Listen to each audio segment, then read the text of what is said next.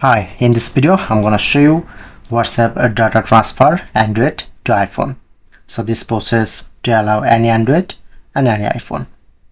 So let's go to start. So this is a most easy way. So at first open your WhatsApp, click on agree and continue. Use a different number.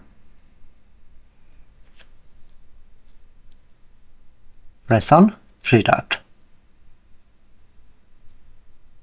Press on, and this is my Android phone.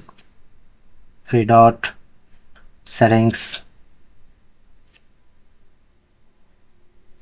to scan code. Continue. Press on OK. Just scan this QR code.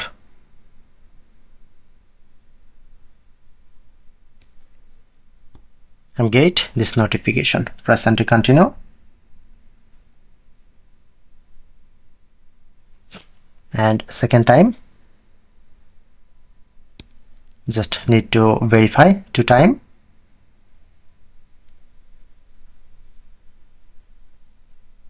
Okay.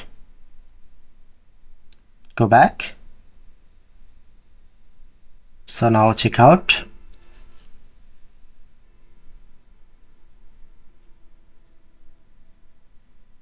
Now connect same account.